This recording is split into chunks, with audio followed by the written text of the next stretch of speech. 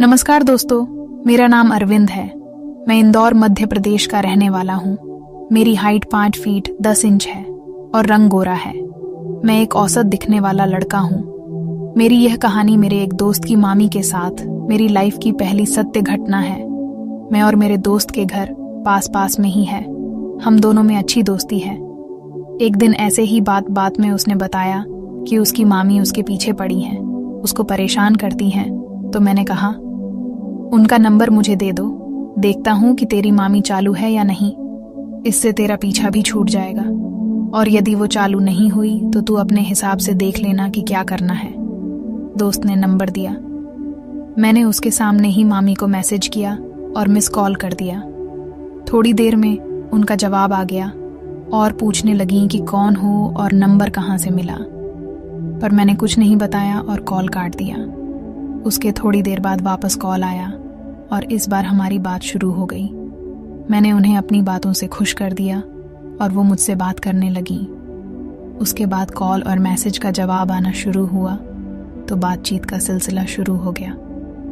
दोस्त की मामी के बारे में बता दूं कि उनकी उम्र 27 साल की रही होगी और उनका एक बेटा है। मामी का फिगर 30 का है। मैं इधर उनका नाम हेमा लिख रहा हूं, पर यह वास्तविक नाम नहीं है, क्योंकि मैं उनकी गोपनीयता के साथ खिलवाड़ नहीं करना चाहता। उसके बाद जब उनसे बात होना शुरू हुई तो पता चला कि उनका पति दारू पीकर घर आकर झगड़ा करता है। उन दोनों की आपस में कुछ ठीक नहीं बनती है। हेमा मामी से मेरी दोस्ती आगे बढ़ती रही और धीरे धीरे खुलकर बातें होने लगी, पर अभी तक मैंने उन्हें ये नहीं बताया कि मैं उन्हें जानता हूं और उनसे कैसे जुड़ा, क्योंकि उन्होंने मुझे कभी देखा नहीं था तो मेरे दोस्त के ऊपर कोई शक भी नहीं हो सकता था। अब व्हाट्सएप पर मैसेज से बातें होने लगीं, उसके बाद कॉल पर भी बातें चलने लगीं, दिन में वीडियो कॉल पर भी बातें होने लगीं, काफी देर देर तक और कई बार बातें होने लगीं। उनसे कॉल पर बात दिन में ही हो पाती थी, क्योंकि रात में बात करने पर उनका पति शक करता था। रात के उनके पति के सोने के बाद मैसेज से बात हो जाती थी। फिर एक दिन मैंने उन्हें अपने दिल की बात बता दी कि मैं उन्हें पसंद करता हूं और उनसे मिलना चाहता हूं। उन्होंने भी कहा कि वो भी मुझसे मिलना चाहती हैं।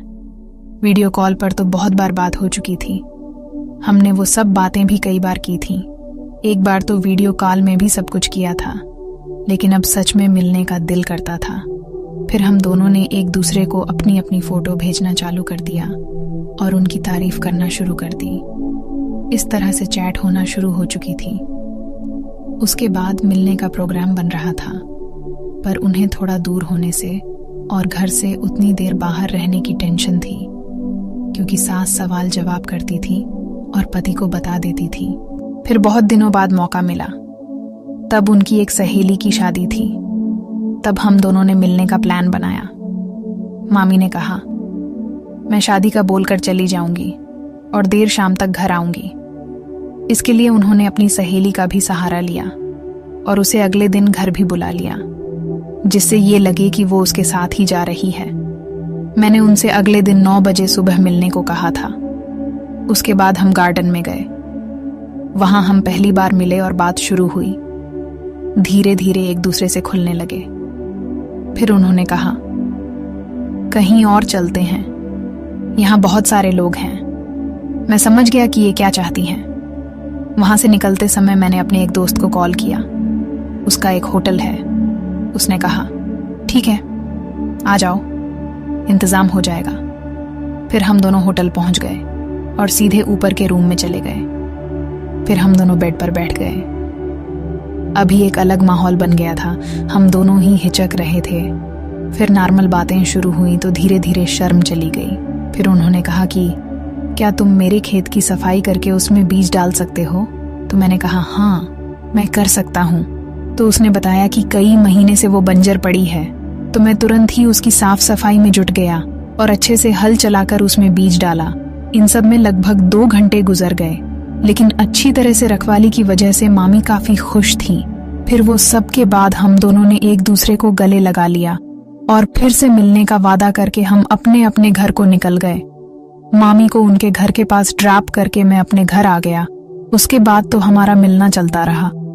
जब ये बात मैंने अपने दोस्त को बताई तो वो काफी हैरान हुआ और बोला, यार बहुत बड़ा मौका हाथ से निकल गया। तो मैं बोला, कोई नहीं दोस्त, अगर मौका मिला तो तुझे भी जरूर इसमें हिस्सा दिलवा दूंगा। तो दोस्तों, आपको यह कहानी कैसी लगी?